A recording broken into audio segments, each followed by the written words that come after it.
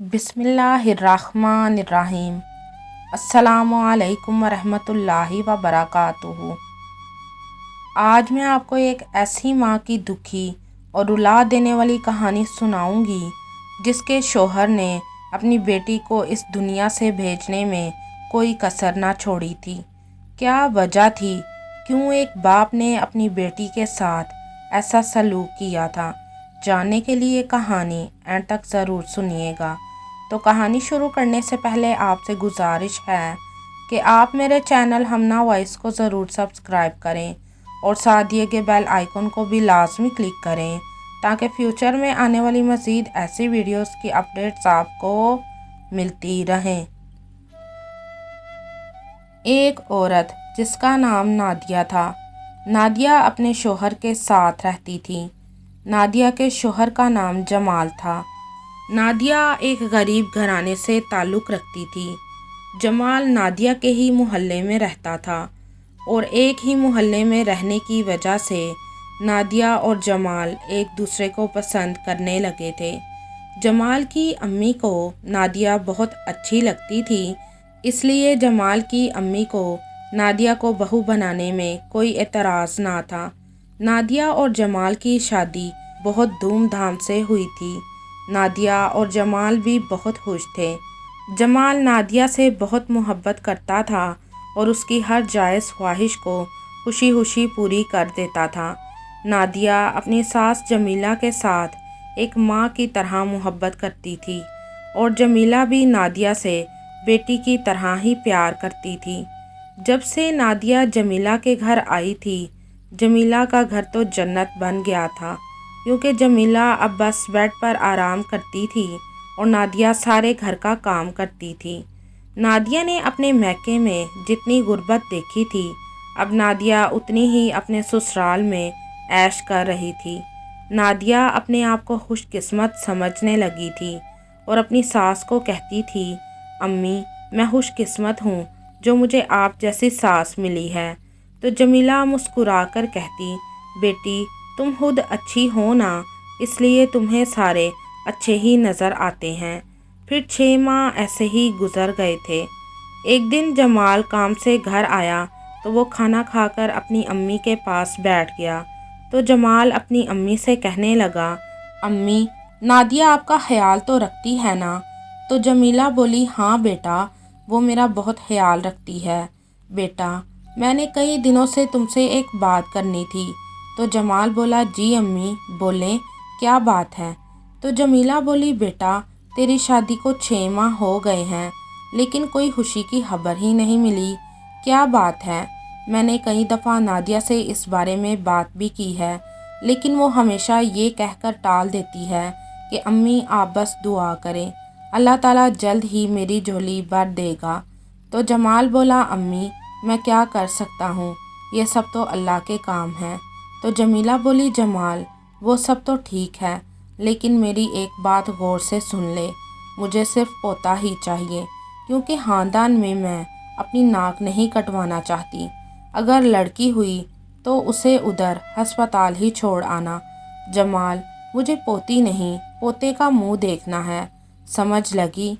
मेरी माँ के घर भी पहले लड़का ही हुआ था और मेरी सास के घर भी पहले लड़का ही हुआ था और मेरे घर में भी पहले लड़का ही हुआ है और मैं चाहती हूँ मेरी बहू के घर भी पहले लड़का ही हो और मेरी नाक ख़ानदान में ऐसे ही फ़ख्र से ऊंची रहे।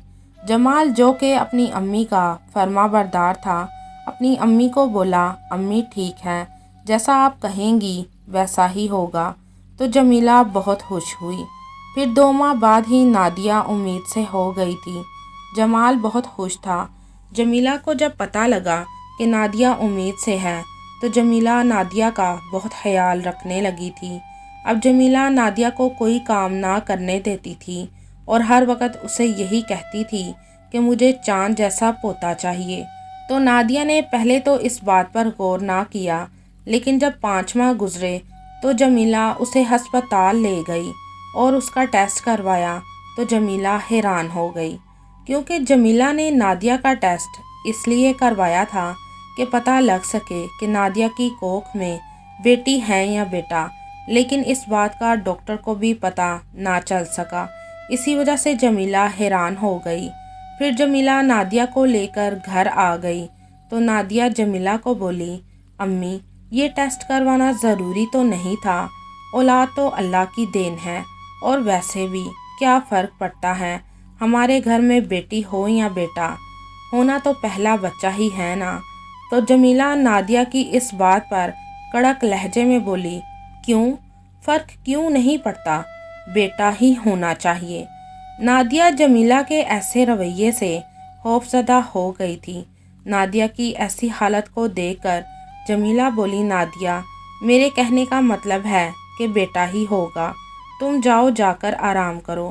نادیہ خاموشی سے اپنے کمرے میں آ گئی تھی اور یہ سوچنے لگی تھی کہ آج امی نے مجھ سے پہلی مرتبہ کرخت لہجے میں بات کی ہے، وہ بھی بیٹے کے لیے کہ میرے گھر بیٹا ہی ہونا چاہیے، اور وہ کیسے اتنے یقین سے کہہ سکتی ہیں کہ میرے گھر بیٹا ہی ہوگا۔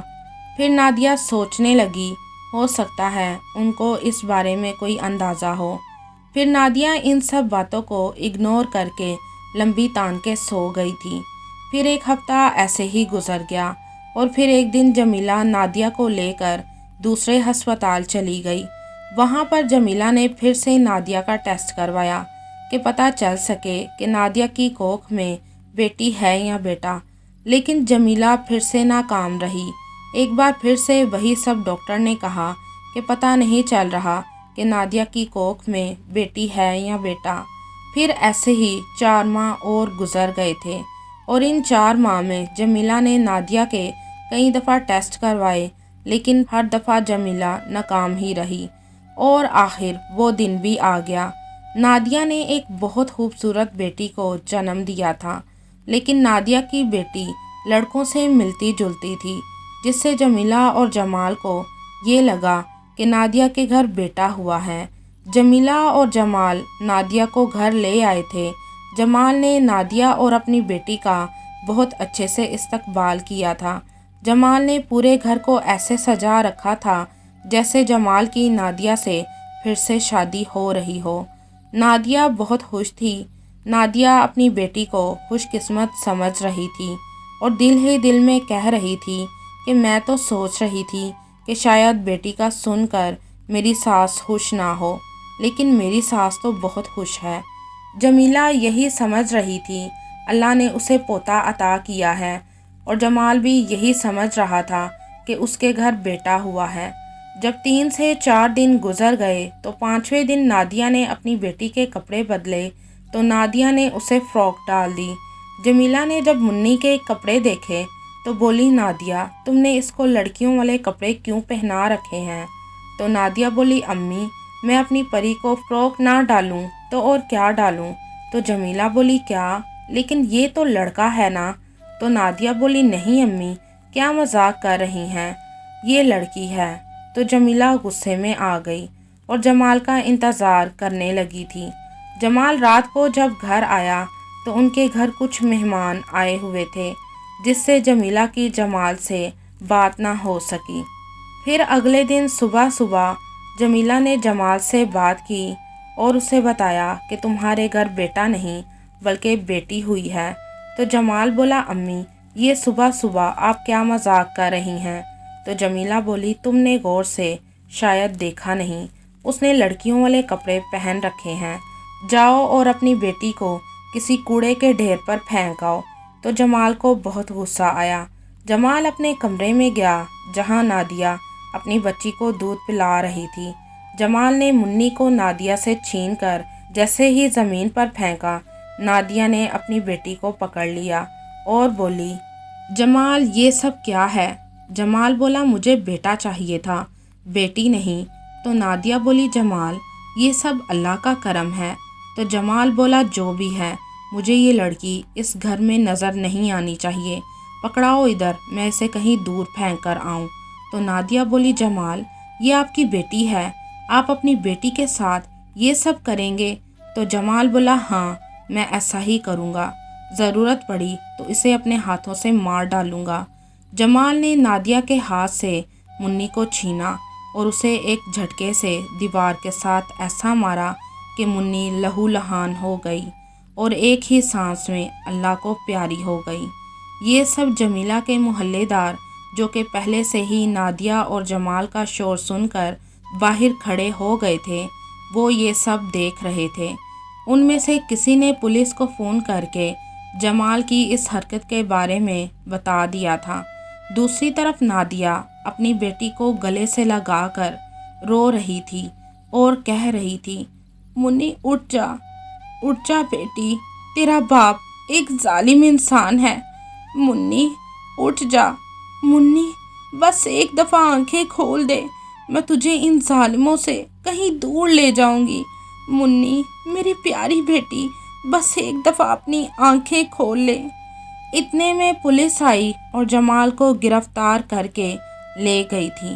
جمال تو جیل میں چلا گیا تھا، لیکن نادیہ کو بیٹی کے غم نے جھلی بنا دیا تھا۔ وہ ہر وقت بس یہی کہتی رہتی تھی کہ منی اٹھ جا، ایک دفعہ اپنی آنکھیں کھول دے، تیرا باپ بہت ظالم ہے، یہ گھر والے سارے بہت ظالم ہیں۔ منی بس ایک دفعہ آنکھیں کھول دے، میں تجھے کہیں دور لے جاؤں گی۔ اور جمیلہ آج بھی نادیہ کو سنبھال رہی ہے، اور نادیہ کی حالت اور بیٹے کی جدائی نے اس کے منہ پر چپ کا تالا لگا دیا ہے۔ پوتے کی خواہش میں جمیلہ نے اپنا ہی بیٹا خود سے دور کر لیا تھا۔ جمیلہ نے ایک ماں سے اس کی بیٹی چھینی تھی، اس نے ایک ماں کی گود اجاڑی تھی، اس لیے اسی سے اس کا خود کا بیٹا دور ہو گیا تھا۔ بیٹی کی قدر نہ کرنے والوں کا آخرت میں ٹھکانہ جہنم ہے، اس لیے بیٹی سے پیار کریں۔ ویسے بھی بیٹیاں تو پرایا دھن ہوتی ہیں، ایک نہ ایک دن انہیں شادی کر کے اپنے اصلی گھر چلے ہی جانا ہوتا ہے۔ کیا جمیلہ کو ایک ماں کی گود اجاڑنے کی جو سزا ملی تھی، کیا وہ ٹھیک تھی؟ اور ایک ظالم اور سفاک باپ نے اپنی بیٹی کے ساتھ جو کیا، اس کی اسے یہی سزا ملنی چاہیے تھی جو اسے ملی تھی۔ آپ بھی اس کہانی کے بارے میں اپنی رائے کمنٹ میں ضرور بتائیے گا۔